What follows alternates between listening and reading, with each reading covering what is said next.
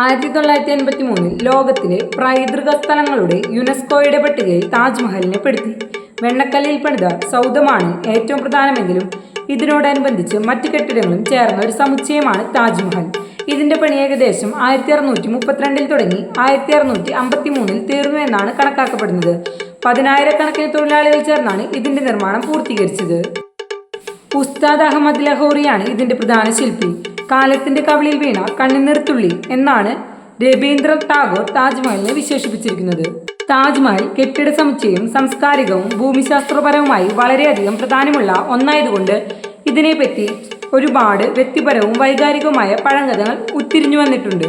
താജ്മഹൽ പണിതതിനു ശേഷം ഷാജഹാൻ ഒരു കറുത്ത താജ്മഹൽ യമുനയുടെ അക്കരെ ഇപ്പോഴത്തെ താജ്മഹലിന് എതിരായി പണിയാൻ ഉദ്ദേശിച്ചിരുന്നു എന്നത് നിലനിൽക്കുന്ന ഒരു കഥയാണ്.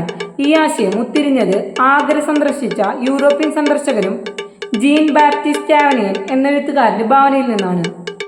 കറുത്ത താജ്മഹൽ പണിയുന്നതിന് മുമ്പ് ഷാജഹാനെ മകനായ ഔറംഗസേബ് തടവിലാക്കിയതിനാൽ ഇത് നടന്നില്ലെന്ന് അദ്ദേഹം എഴുതി. യമുന നദിയുടെ എതിർഭാഗത്ത് മൂൺലൈറ്റ് ഉദ്യാനത്തിൽ സ്ഥിതി ചെയ്യുന്ന കറുത്ത മാർബിൾ കല്ലുകൾ ഇതിനെ താങ്ങുന്ന തെളിവുകളായിരുന്നു. 1990കളിൽ നടത്തിയ ഗവേഷണങ്ങളിൽ ഇത് തെറ്റാണെന്ന് കണ്ടെത്തുകയും ഇവ വെള്ള മാർബിളിന്റെ കഷ്ണങ്ങൾ കാലപ്പഴക്കത്തിൽ കറുത്തതായി തീർന്നതെന്നാണ് കണ്ടെത്തിയിട്ടുള്ളത്.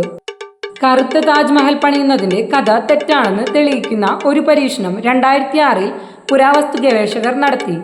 മൂൺലൈറ്റ് ഉദ്യാനത്തിൽ ഒരു ചെറിയ കുളം ഇപ്പോഴത്തെ താജ്മഹലിന്റെ ഉള്ളതിന്റെ അതേ അളവുകളിൽ പണിയുകയും അതിന്റെ വെള്ള കുടീരത്തിന്റെ കറുത്ത പ്രതിഫലനം കാണുകയും ചെയ്തു. ഇതായിരിക്കും കറുത്ത താജ് എന്ന മിത്ത് രൂപപ്പെടുത്തിയത്. ഇതിന്റെ നിർമ്മാണ പ്രവർത്തനങ്ങളിൽ ഏർപ്പെട്ടിരുന്ന പ്രധാന വസ്തുശില്പികളെ പണി തീർന്നതിനു ശേഷം ഷാജഹാൻ കൊല്ലുകയോ അംഗഭംഗം വരുത്തുകയോ ചെയ്തു എന്നത് മറ്റൊരു കഥയായി കേൾക്കപ്പെടുന്നു. മറ്റു ചില കഥകൾ പ്രകാരം ഇതിൽ നിർമ്മാണത്തിൽ ഏർപ്പെട്ടിരുന്ന വസ്തുശില്പികൾ താജ്മഹലിന്റെ പോലെയോ ഇതിന്റെ ഭാഗങ്ങളുടെ പോലെയോ ഒരു വാസ്തുവിദ്യകളും ചെയ്യില്ല എന്നൊരു കരാറിൽ ഒപ്പുചെയ്യുകയും എന്ന് പറയുന്നു. പക്ഷേ ഇതിന് ശരിയായ ഒരു തെളിവുമില്ല. അതുപോലെ 1830 ഇന്ത്യ ഗവൺമെന്റ് ഗവർണറായിരുന്ന വില്യം ബെനഡിക്ട് പ്രഭു താജ്മഹൽ പൊളിക്കാൻ ഉദ്ദേശിക്കുകയും ഇതിലെ മാർബിൾ ലേലം ചെയ്യാൻ തീരുമാനിക്കുകയും ചെയ്തതായി പറയുന്നു. പക്ഷേ ഇതിനും വ്യക്തമായ തെളിവുകളില്ല. ബെനഡിക്ട് പ്രഭുവിന്റെ ജീവചരിത്രകാരനായ ജോൺ റോസലി ബെനഡിക്ട് പ്രഭു ധനസംഭരണത്തിനു വേണ്ടി ആഗ്ര കോട്ടയിൽ പണിയിൽ ബാക്കി വന്ന മാർബിൾ വിൽക്കാൻ തീരുമാനിച്ചതിൽ നിന്നുണ്ടായ കഥയാണ് ഇതെന്ന് വെളിപ്പെടുത്തുന്നു. 2000 PN ഓക്ക് നൽകിയ ഒരു അപേക്ഷ പ്രകാരം ഒരു ഹിന്ദു രാജാവാണ് താജ്മഹൽ പണിതത് എന്ന അവകാശവാദം സുപ്രീം കോടതി തള്ളി.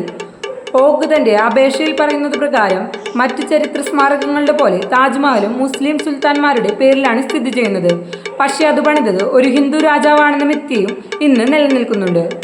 രാഷ്ട്രീയ ലക്ഷ്യങ്ങൾ ഉന്നം വെച്ചുള്ള ഈ വാദങ്ങൾ സുപ്രീം കോടതി തള്ളുകയായിരുന്നു.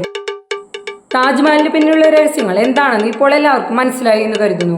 ഇതേപോലെയുള്ള വീഡിയോകൾക്ക് വേണ്ടി നമ്മുടെ ചാനൽ ഒന്ന് സബ്സ്ക്രൈബ് ചെയ്യാനും ഇഷ്ടമായ ലൈക്ക് ചെയ്യാനും പറ്റുകയാണെങ്കിൽ മറ്റുള്ളവർക്ക് ഷെയർ ചെയ്യാനും നിങ്ങൾ ശ്രമിക്കുക. മറ്റൊരു വീഡിയോയുമായി നമുക്ക് പിന്നെ കാണാം.